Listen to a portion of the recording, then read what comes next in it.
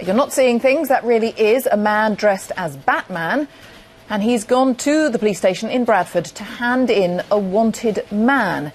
This all happened last Monday. The man, dressed normally, if you like, he was the man who was subsequently charged with handling stolen goods and fraud-related offences, but police say they still don't know who the superhero is.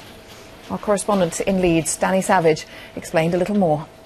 It falls into the category of news that you couldn't make up. It was last Monday, the early hours of last Monday. Police have released some images, actually, in the last few minutes of a man dressed as Batman handing over this wanted man to police officers at the desk at a police station in central Bradford. The man was subsequently arrested. But there he was, this other man with his full Batman costume on, with his mask on. You can't tell who he is. There's been no clue as to who he is. But police have confirmed today that, yes, a man dressed in that costume did hand over a wanted individual to them in Bradford last week. Where he went to afterwards, nobody knows. He disappeared into the night.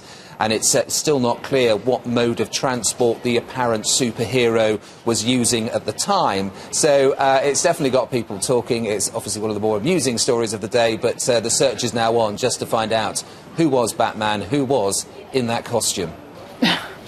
Yes, this was all presumably because he didn't want his identity known, but the man who's since been charged with various offences also presumably knows who he is. Well, one would think so. I mean, he was brought, from what we understand, fairly willingly to the police station.